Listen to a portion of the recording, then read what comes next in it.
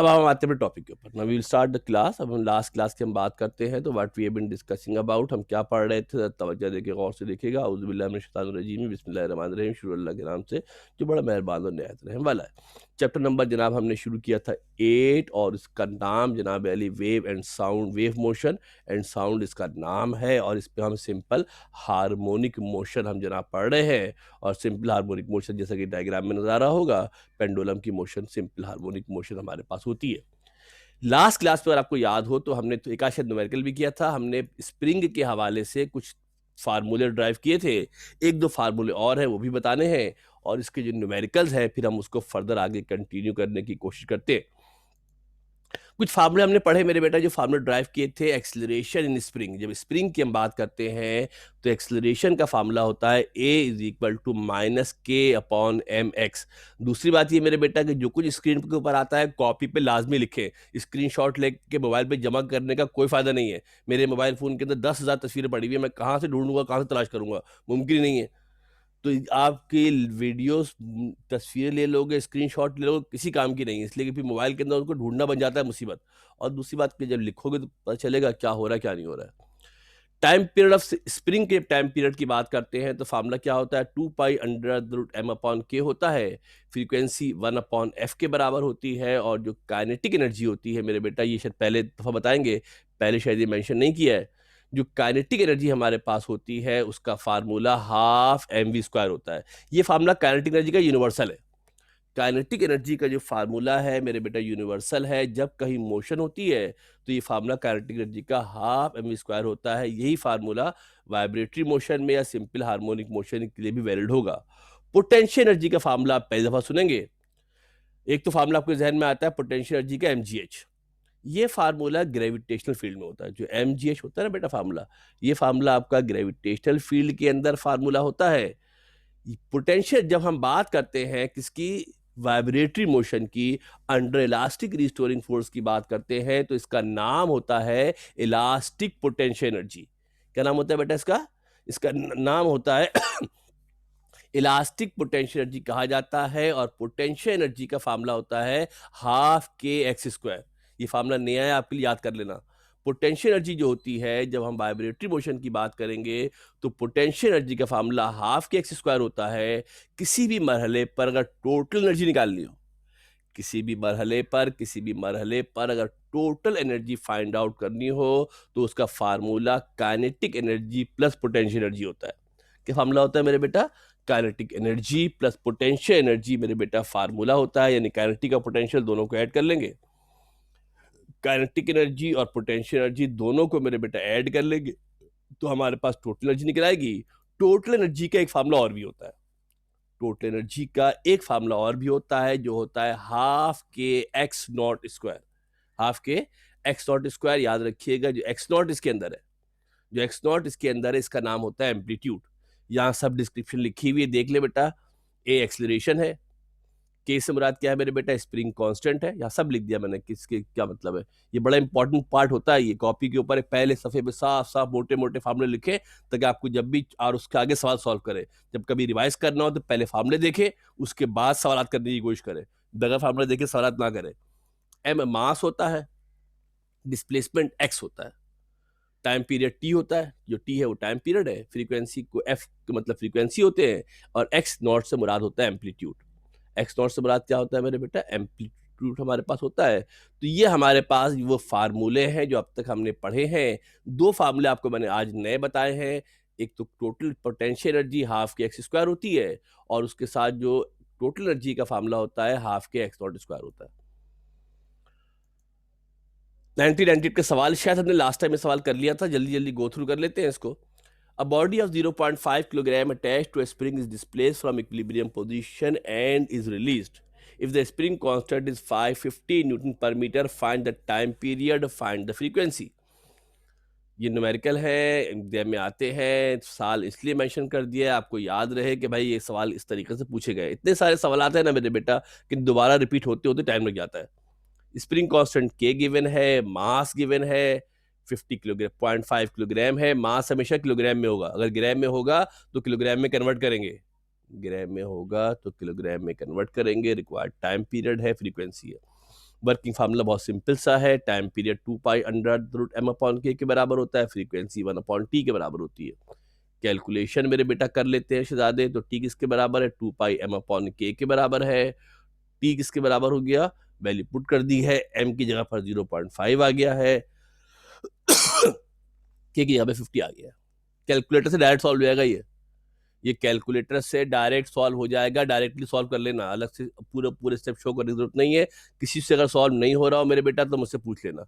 Root लगाते हैं, root के बाद ब्रैकेट लगाते हैं, अपॉन का निशान लगाते हैं, कैलकुलेटर इस्तेमाल करना भी आना चाहिए, कैलकुलेटर इस्तेमाल करना भी आना चाहिए। जल्दी जल्दी गौर से देख लेते हैं, इस पर जिनके पास मोबाइल फोन इस्तेमाल कर रहे हैं ज़रा उनके लिए थोड़ा बड़ा कर देते हैं, साइज को इजाफा कर देते हैं। स्प्रिंग कांस्टेंट के गिवन है, मास गिवन है, टाइम पीरियड मालूम करना है, फ्रीक्वेंसी मालूम करनी है। फार्मूला क्या होता है, T pi, T is equal to 2 pi m upon k formula है, फ्रीक्वेंसी 1 अपॉन टी के बराबर होती है। कैलकुलेशन में टी बराबर किसके है, 2 पाई एम अपॉन के बराबर है। एम की वैल्यू पुट की, के की वैल्यू पुट की, सिंप्लीफाई किया है, आंसर आ गया। फ्रीक्वेंसी मालूम करनी है, 1 अपॉन टी होता है, जो वैल्यू आई है उसको पुट कर दीजिएगा, सिंप्लीफाई कर लेना।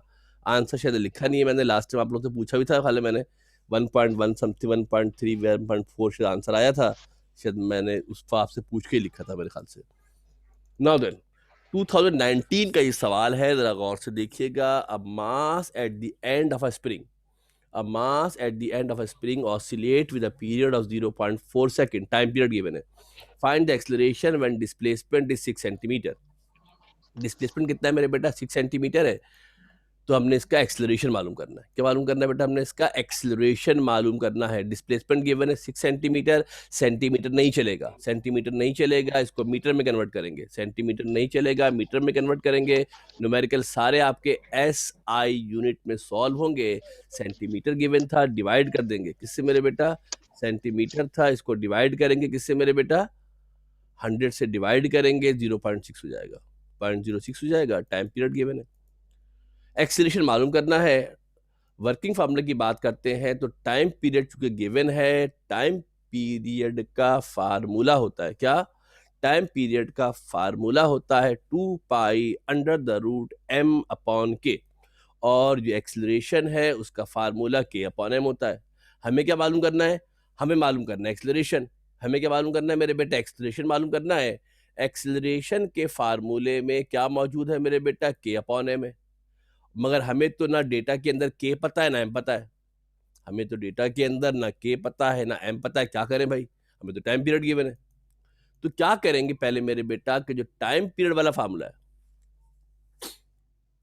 नरजिस साहब बोले बेटा,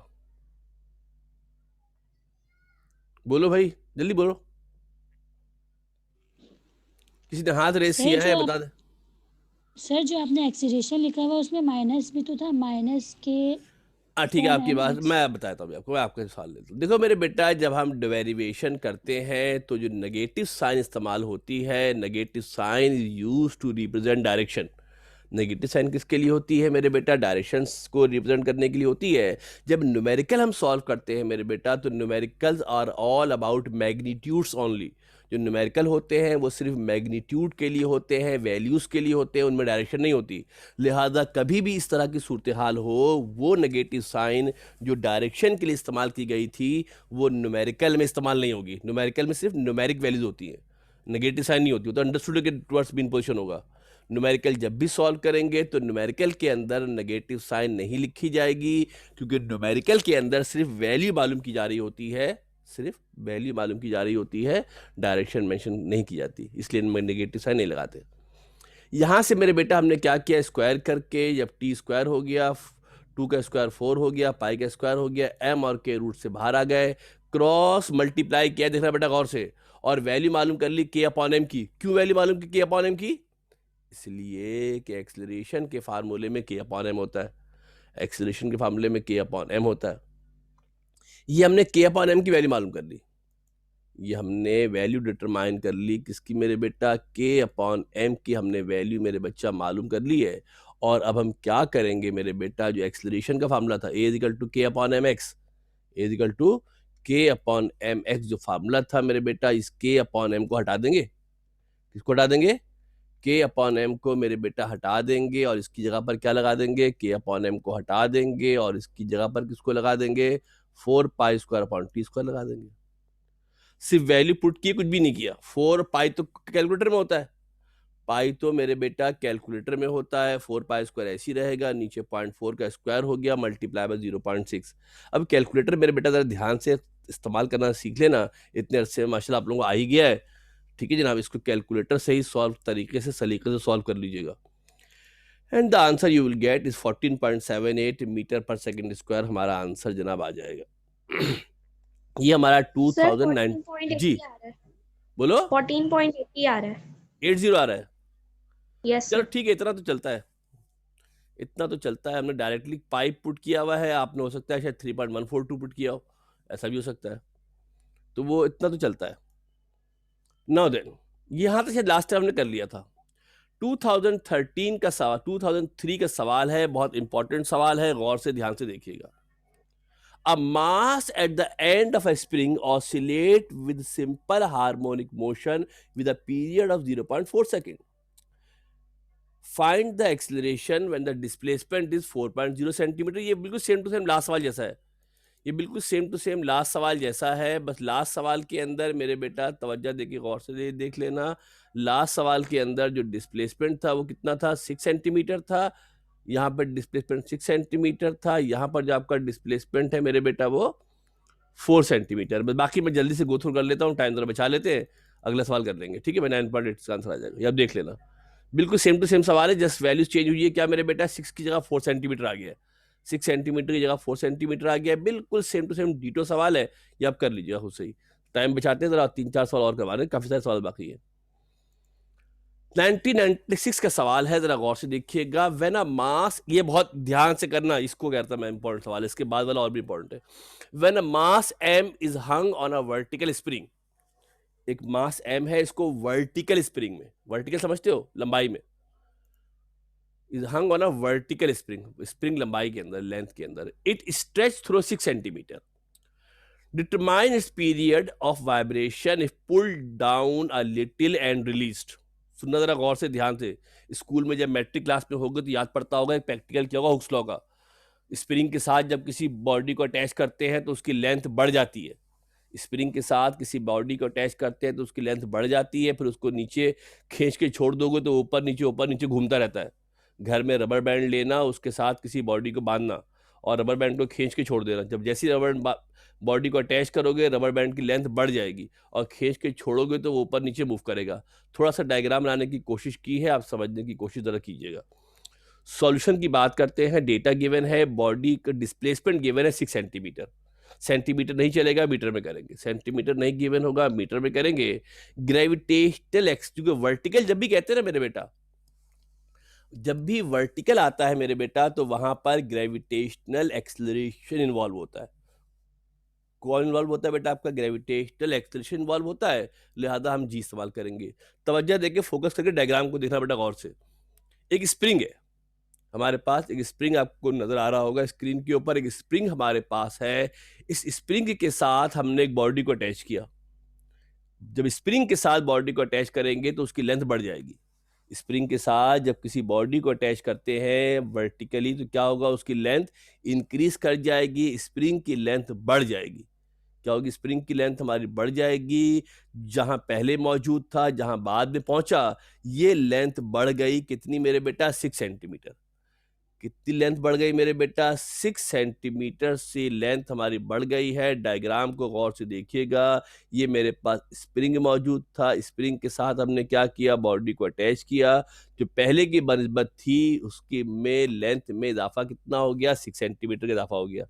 फिर हम क्या करते हैं, इसको थोड़ा खींच के स्ट्रेच करके छोड़ देते हैं। स्कूल में खेल के देखा होगा, क्या करते हैं इसको मेरे बेटा, थोड़ा सा स्ट्रेच करके जब इसको छोड़ेंगे तो ये ऊपर नीचे वाइब्रेट करेगा। अगर इसको थोड़ा सा नीचे ड्रैग करके खींच के छोड़ दे, ये ऊपर नीचे क्या करेगा मेरे बेटा, वाइब्रेट करेगा। और जब वाइब्रेट करेगा तो इसके अंदर क्या पाई जाएगी, इसके अंदर सिंपल हार्मोनिक मोशन पाई जाएगी। क्या करेगा मेरे बेटा, ये वाइब्रेट करेगा। जब वाइब्रेट करेगा तो इसके अंदर क्या पाई जाएगी, सिंपल हार्मोनिक मोशन इसके अंदर पैदा हो जाएगी। बताना ये है कि इसका टाइम पीरियड कितना है। क्या बताना मेरे बेटा, इसका टाइम पीरियड बताना है कि इसका टाइम पीरियड कितना है। रिक्वायर्ड क्या है, क्या रिक्वायर्ड है मेरे बेटा, टाइम पीरियड इसका रिक्वायर्ड है, टाइम पीरियड इसका कितना है। वर्किंग फार्मूला देख लिया। टाइम पीरियड का फार्मूला क्या होता है, 2 pi under the root m upon k. Time period का फार्मूला क्या होता है, 2 pi under the root m upon k मेरे बेटा टाइम पीरियड का फार्मूला होता है। एक और फार्मूला आपको पढ़ाया था, याद होगा, इलास्टिक रिस्टोरिंग फोर्स का F इजिकल टू के एक्स। एक और फार्मूला आपको पढ़ाया गया था इलास्टिक रिस्टोरिंग फोर्स का, क्या मेरे बेटा, F इज इक्वल टू के एक्स। हमने जनाब फार्मूला बताया था आपको। इसमें भी माइनस साइन होती है। किसी का सवाल अभी था, न्यूमेरिकल के अंदर साइन नहीं लगाते, न्यूमेरिकल के अंदर साइन नहीं लगाते, F इजिकल टू के एक्स होता है। और जब भी किसी बॉडी को वर्टिकल जब भी किसी बॉडी को वर्टिकल हैंग किया जाता है मेरे बेटा, तो उस पर जो फोर्स अमल करती है वेट के बराबर होती है, वेट mg के बराबर होता है। वेट क्या होता है मेरे बेटा, जो वेट हमारा होता है वो mg के बराबर हमारा वेट होता है। क्या होता है वेट हमारा, mg के बराबर मेरे बेटा हमारा वेट जो है वो होता है। कैलकुलेशन कर लेते हैं, F इजिकल टू डब्ल्यू है। जब वर्टिकल लटकाएंगे तो इलास्टिक रिस्टोरिंग फोर्स और वेट बराबर होते हैं। जब वर्टिकल लटकाएंगे तो इलास्टिक रिस्टोरिंग फोर्स और वेट बराबर हो जाएंगे। F बराबर हो जाएगा W के। F क्या होगा मेरे बेटा, W के बराबर हो जाएगा। F की जगह पर kx आ जाएगा, W की जगह पर mg आ जाएगा। ठीक है मेरे बेटा, क्रॉस मल्टीप्लाई करके x अपॉन जी निकाल लेते हैं। x अपॉन जी किसके बराबर हो जाएगा, m अपॉन के बराबर हो जाएगा। तवज्जो से गौर से देखना, क्या 420 की हमने इस फार्मूले को इस्तेमाल करते हुए, चूंकि जो टाइम पीरियड का हमारे पास फार्मूला था उसमें m अपॉन के चाहिए था, मगर हमारे डेटा में ना तो m है ना तो k है। हमारे डेटा में ना तो m है ना तो k है। हमने क्या किया, हमने m अपॉन के को रिप्लेस करा दिया x अपॉन जी से। ये करके दिखाना है, डायरेक्ट मत लिख देना। बहुत सारे बच्चे डायरेक्ट लिख देते हैं, ऐसा मत करना। m अपॉन के किसके बराबर होगा, x अपॉन जी के बराबर हो जाएगा। लिहाजा जो फार्मूला हमारे पास था, कौन सा मेरे बेटा, m अपॉन के। जो फार्मूला हमारे पास था m अपॉन के, तवज्जो दे के मेरे बेटा गौर से देख लो, जहां पर m अपॉन के था ये m अपॉन के हट जाएगा, उसकी जगह पर x अपॉन जी आ जाएगा। उसकी जगह पर क्या आ जाएगा मेरे बेटा, x अपॉन जी आ जाएगा। वैल्यू पुट कर देते हैं, x की वैल्यू गिवन है, g की वैल्यू गिवन है। सिंप्लीफाई कर लेंगे, 4.49 सेकंड इसका आंसर आ जाएगा। 0.49 सेकंड जनाब क्या होगा, इसका आंसर हमारे पास आ जाएगा। कोई स्क्रीनशॉट वगैरह लेनी हो तो ले लिया करो। वैसे तो वीडियो आपको शेयर कर दी जाती है, आप देख लिया करें। जिनके पास नहीं मौजूद तो वो स्क्रीनशॉट भी लेकर जनाब इसको देख सकते हैं। सर ये x अपॉन जी वाला नहीं समझ आया। ये देखो ना मेरे बेटे, यहाँ पे जो ग्रीन से लिखा है मैंने, ये किसके बराबर है, ये m अपॉन के किसके बराबर है। तवज्जो देके देखो ना मेरे बेटे, जरा जागते रहो ना। घर में खाने पीने कुछ सामने आ गया होगा, उस पर तवज्जो चली गई होगी आपकी। हमने यहाँ से देखा कि F बराबर होता है W के। इलास्टिक रिस्टोरिंग फोर्स W के बराबर होगी, इलास्टिक वर्टिकल हैंग करेंगे तो। F किसके बराबर हो गया, KX के बराबर हो गया। W की जगह पे क्या आ गया, mg आ गया। यहाँ से हमने क्रॉस मल्टीप्लाई किया है, जो g मल्टीप्लाई हो रहा था यहाँ आकर डिवाइड हो गया, k मल्टीप्लाई हो रहा था वहां जाकर डिवाइड हो गया। इस इक्वेशन में देखना मेरे बेटा, यहाँ गौर से देखो ध्यान से, थोड़ा सा और हाईलाइट कर देता हूँ उसको मैं। इस वाले पोर्शन की बात कर रहा हूँ, जरा गौर से तवज्जो देके गौर से ध्यान से देखो क्या किया हमने। जो आपके पास हमने एक फार्मूले में चाहिए m अपॉन के, तो हमने यहाँ से क्या किया, क्रॉस मल्टीप्लिकेशन करवाई। और क्रॉस मल्टीप्लिकेशन करवाने के नतीजे में जो k यहाँ मल्टीप्लाई हो रहा था, इस k को हमने क्या किया, जो k यहाँ मल्टीप्लाई हो रहा था इस k को हम क्रॉस मल्टीप्लाई करा के नीचे ले गए, और जो g यहाँ मल्टीप्लाई हो रहा था यहाँ नीचे आ गया। यानी जहाँ पर आपके पास फार्मूले में m अपॉन के लिखा था, क्या लिखा था, m अपॉन के लिखा था, m अपॉन के की जगह पे क्या आ जाएगा, जो m अपॉन के है उसकी जगह पर x अपॉन जी आ जाएगा। मैंने पर्पल से हाईलाइट भी किया है, तवज्जो से गौर से देखो। जो m अपॉन के था, m अपॉन के हट जाएगा, उसकी जगह पर क्या आ जाएगा, x अपॉन जी आ जाएगा, क्योंकि m अपॉन के x अपॉन जी के बराबर है। फिर x की वैल्यू पुट कर देंगे, g की वैल्यू पुट कर देंगे। अगला सवाल भी बिल्कुल ऐसे ही है, उसमें दो चार बातें ध्यान में है जी। सर हमने इलास्टिक रिस्टोरिंग फोर्स को W के बराबर क्यों लिया है? वर्टिकली जब हैंग किया जाता है तो ये इक्विलिब्रियम पोजीशन में आता है, बॉडी रुक जाती है, तो नीचे की फोर्स ऊपर की फोर्स बराबर होती है। जो नीचे फोर्स अमल कर रही है वेट है, जिस फोर्स से वह ऊपर वापस जाएगा वो कौन सी फोर्स होगी, इलास्टिक रिस्टोरिंग फोर्स होगी। पता है ना भाई, जब किसी बॉडी के अंदर स्ट्रेच होता है, डिस्प्लेसमेंट पैदा होता है, तो उसके अंदर इलास्टिक रिस्टोरिंग फोर्स पैदा हो जाती है। जब स्ट्रेच हुआ है तो इलास्टिक डिस्प्लेसमेंट पैदा हुआ है तो इलास्टिक रिस्टोरिंग फोर्स होगी, एक तो kx हो गया। और जब नीचे की तरफ बात करता हूं तो नीचे मेरे बेटा जो फोर्स अमल करेगी शहजादे, जब नीचे की बात करता हूं तो जो वर्टिकल फोर्स होती है वो वर्टिकल फोर्स किसके बराबर होती है, डाउनवर्ड जो फोर्स होती है, जो फोर्स डाउनवर्ड होती है W, वो किसके बराबर होती है, वो हमेशा मेरे बेटा mg के बराबर होती है। किसके बराबर होती है बेटा आपके पास हमेशा, जो वर्टिकल फोर्स आपके पास होती है वो हमेशा किसके बराबर होती है, m और g के बराबर होती है। इसलिए हमने क्या किया, और जो ऊपर फोर्स अमल कर रही है, जब डिस्प्लेसमेंट होती है तो जो फोर्स होती है वो फोर्स किसके बराबर होती है, वो बराबर होती है kx के। किसके बराबर होती है बेटा आपके पास, जो ऊपर जो फोर्स अमल कर रही है वो फोर्स किसके बराबर होगी, kx के बराबर होगी। तो और देखिए गौर से देख लो, मैं आपको थोड़ा सा और हेल्प आउट कर देता हूँ। जो फोर्स ऊपर अमल कर रही है स्प्रिंग में स्ट्रेच करेगा तो इलास्टिक रिस्टोरिंग फोर्स होगी, जो वापस लाएगी वो kx के बराबर होगी। जो नीचे फोर्स अमल कर रही है वो वेट mg के बराबर होगी, जो नीचे फोर्स अमल कर रही है वो वेट mg के जनाब बराबर होगी। अगला सवाल देखते हैं, फिर और थोड़ा बेहतर क्लियर आपको हो जाएगा। अगले सवाल के अंदर देखते हैं मेरे बेटा, गौर से ध्यान से देखिएगा।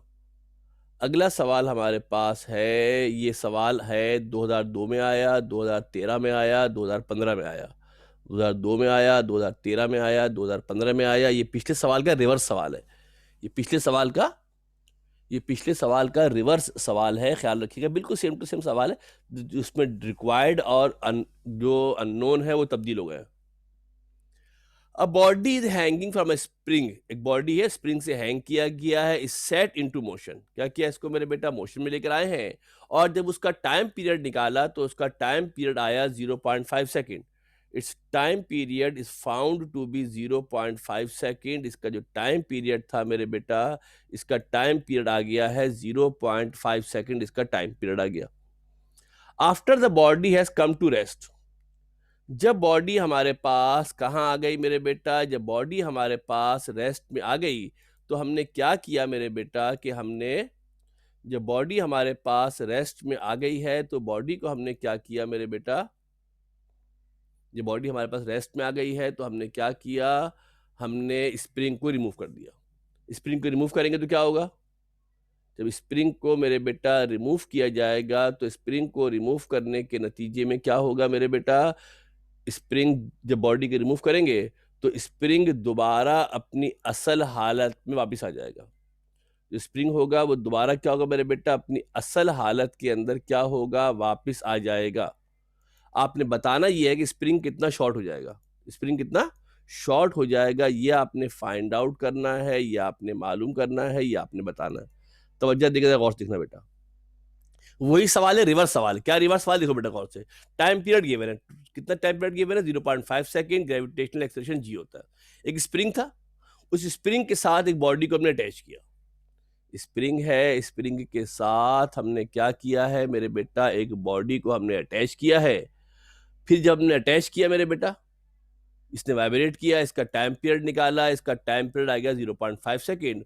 उसके बाद हमने क्या किया, बॉडी को रिमूव कर दिया।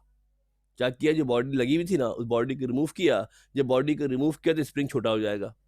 जब बॉडी को हमने रिमूव किया है तो स्प्रिंग का साइज क्या होगा, छोटा हो जाएगा, और स्प्रिंग पहले के बनिस्बत असल स्टेट पर वापस चला जाएगा। यानी उसके अंदर उसकी लेंथ में कुछ कमी हो जाएगी। स्ट्रेच किया होगा तो लेंथ बढ़ेगी, बॉडी को रिमूव करेंगे तो दोबारा असल जगह वापस जाएगा, उसकी लेंथ में कमी हो जाएगी। इस एक्स को हमने फाइंड आउट करना है, मालूम करना है। इस x को हमने फाइंड आउट करना है, इस x को हमने मालूम करना है कि स्प्रिंग कितना छोटा हो जाएगा। वहां पता किया था स्प्रिंग, वहां स्प्रिंग की लेंथ गिवन थी, टाइम पीरियड निकाला था। पिछले सवाल के अंदर कितना स्ट्रेच हुआ था वो दे दिया था, टाइम पीरियड निकाला था। इस सवाल में रिवर्स कर दिया, इस सवाल में रिवर्स कर दिया है, टाइम पीरियड दे दिया है, और फिर कह रहे हैं निकालेंगे तो इसका साइज कितना कम हो जाएगा। बिल्कुल सेम टू सेम सवाल है। टाइम पीरियड 2π√m/k के बराबर है। स्प्रिंग स्ट्रेच होगा तो इलास्टिक रिस्टोरिंग फोर्स होगी, वर्टिकल है तो mgh होगा। कैलकुलेशन करते हैं, इलास्टिक रिस्टोरिंग फोर्स किसके बराबर होगी, वेट के बराबर होगी। इलास्टिक रिस्टोरिंग फोर्स वेट के बराबर होगी, kx mg के बराबर होगा। क्रॉस मल्टीप्लाई किया, क्या किया मेरे बेटा, m और g को हमने क्या किया है, k क्रॉस मल्टीप्लाई किया, ताकि जो फार्मूले के अंदर m और k थे, इस m और k की जगह पर क्या आ जाए बेटा हमारे पास, जो m और k थे मेरे बेटा, इस m और k की जगह पर क्या आ जाए, x अपॉन g हमारे पास आ जाए। लिहाजा जो फार्मूला हमारे पास था t is equal to 2 pi, जो फार्मूला हमारे पास था t is equal to 2 pi under the m upon k किसके बराबर हो जाएगा, 2 pi under the root x upon g के बराबर हो जाएगा। 2 pi under the root x upon g के बराबर हो जाएगा। समझ लो, इस मर्तबा x मालूम करना है, इस मर्तबा x फाइंड आउट करना है, x मालूम करना है। पहले t मालूम करना था, डायरेक्टली वैल्यू पुट कर दी थी। अब हमने क्या करना है, इसमें से x को अलग करना है। क्या करना पड़ेगा, क्योंकि x तो स्क्वायर के अंदर था, x तो रूट के अंदर था, x तो रूट के अंदर था, लिहाजा हम क्या करेंगे मेरे बेटा, यहाँ पर स्क्वायरिंग करेंगे बोथ साइड। क्या करेंगे मेरे बेटा, इसको स्क्वायरिंग करेंगे, दोनों जानिब स्क्वायरिंग करेंगे। t पे स्क्वायर होगा, 2 का स्क्वायर 4 हो जाएगा, pi square x upon g हो जाएगा। और जब मेरे बेटा इसको हम क्रॉस मल्टीप्लाई कर देंगे, जब इसको हम क्रॉस मल्टीप्लाई कर देंगे तो क्या हो जाएगा, GT square upon 4 pi square हो जाएगा। x को अलग किया, ये यहाँ से g यहाँ डिवाइड हो रहा था मेरे बेटा, फिर तवज्जो देके देख लो, g यहाँ डिवाइड हो रहा था, वहां जाकर मल्टीप्लाई हो जाएगा, 4 पाई स्क्वायर जो मल्टीप्लाई हो रहे थे जाकर डिवाइड हो जाएंगे। अब सिर्फ वैल्यू पुट करनी, कुछ भी नहीं करना। अब मेरे बेटा वैल्यू पुट करनी है, वैल्यू पुट कर देते हैं। g 9.8 है, ये 0.5 का स्क्वायर है, 4 पाई x का स्क्वायर है। ये जो आंसर आएगा ना मेरे बेटा, ये आंसर आएगा मीटर में। एक बात ख्याल रखना, जो आंसर आएगा ये आंसर आएगा मीटर में। किसमें आंसर आएगा मेरे बेटा, मीटर में हमारे पास जो आंसर आएगा बहुत छोटा आंसर है, बहुत छोटा आंसर है, लिहाजा हमें अच्छा लग नहीं रहा। हम कोशिश करते हैं इसको सेंटीमीटर में कन्वर्ट कर ले, कन्वर्ट कर ले तो अच्छी बात है, कन्वर्ट कर ले तो मेरे बेटा अच्छी बात होती है। मीटर में आंसर ठीक है, मगर ये कि कोशिश करनी चाहिए कि जब बहुत छोटा आंसर हो तो उसको सेंटीमीटर में कन्वर्ट कर लेते हैं। क्या करते हैं उसको मेरे बेटा, सेंटीमीटर में कन्वर्ट कर लेते हैं। 100 से मल्टीप्लाई करेंगे, 100 से मल्टीप्लाई करेंगे तो आंसर किस में आ जाएगा, सेंटीमीटर में आ जाएगा। 6.25 centimetre will be the answer, 6.25 centimetre will be the answer. 6.2 centimetre हमारे पास जनाब आंसर इसका आ जाएगा। This is quite important one, इसलिए मेरे बेटा ये इंपॉर्टेंट सवाल है, तवज्जो से गौर से देख लेना। 2002 में आया है, 13 में आया है, 15 में आया है। और ये बेसिकली जो लास्ट मैंने सवाल कराया था उसका बिल्कुल रिवर्स सवाल है। जो लास्ट सवाल है इसका ये रिवर्स सवाल है। घर पे इसको ध्यान से कॉपी करने की कोशिश कीजिएगा। टाइम अबाउट टू एंड है, बिल्कुल खत्म हो रहा है। एक छोटी सी चीज आपसे शेयर करनी है, उसके बाद फिर आगे आपको शेयर करवाते हैं। घर पे इसको कर लेना, कल की क्लास लूंगा तो एक आध सवाल दोबारा रिवाइज करा दूंगा, ठीक है। ये अभी 2 सवाल स्टिल बाकी है, अभी 2 सवाल इसके स्टिल हमारे पास बाकी है। कल आएंगे तो इसके बकिया 2 न्यूमेरिकल जनाब करेंगे, और ये एक आध सवाल को जहन में होगा तो कल आपसे सवाल ले लेंगे, कल आपसे सवाल ले लेंगे। एक छोटी सी शेयर कर रहा हूँ, जरा देख लीजिएगा गौर से आप।